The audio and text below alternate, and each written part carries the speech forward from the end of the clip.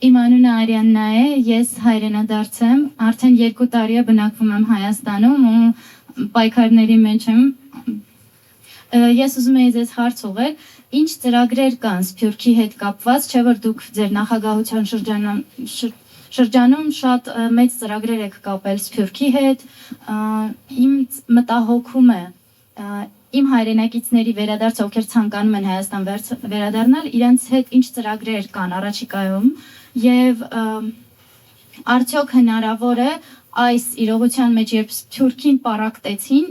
այս հակահայկական իշխանությունները վերականգնել այդ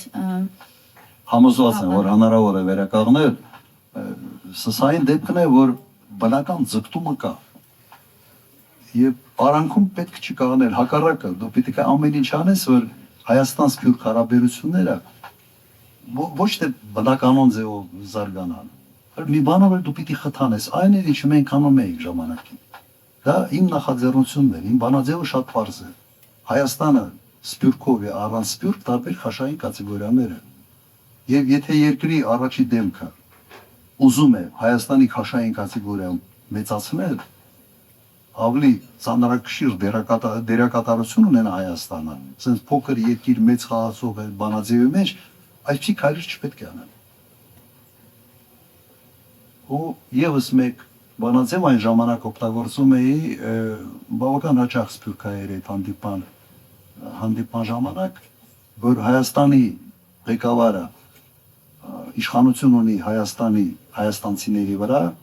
բայց պատասխանատվություն է գրում ամբողջ հայ ժողովրդի առջև։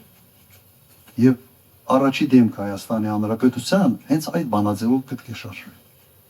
Որտեղ հայը որտեղ էլ ապրում է, ինքը այնուամենայնիվ իր մի մասը Հայաստանի հետ։ Ինքը հետևում է Հայաստանի նորություններին, ինքը բարի 1-2 անգամ ուզում է գալ Հայաստան, ինքը հայ է զգում։ Եթե Հայաստանի կշիռը մեծ է, բոլոր հարցերով ինքը հպարտության զգացողություն ունի։ Եթե քչիրը փոքրանում է, օրինակ պատերազմում պարտվում է կամ այլ խնդիրներ են լինում Հայաստանում,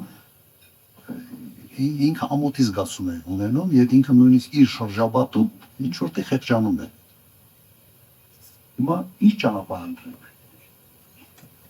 Բայց ողջ ամոթությունը մեզ ուղղակի հուշում է հետեւյալը, որ արա ամեն ինչ, որ քո երկրի պոտենցիալը ավելի մեծ լինի։ Հիմա դու այդ պոտենցիալը վատնում ես։ Կյանքում իմ մտքով չեր անցնում, որ հնարավոր է հային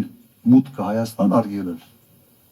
Նրա համար, որ ինքը ինչ որ բան ասել օրինակ դրսում եւ քո դուրը չի եկել։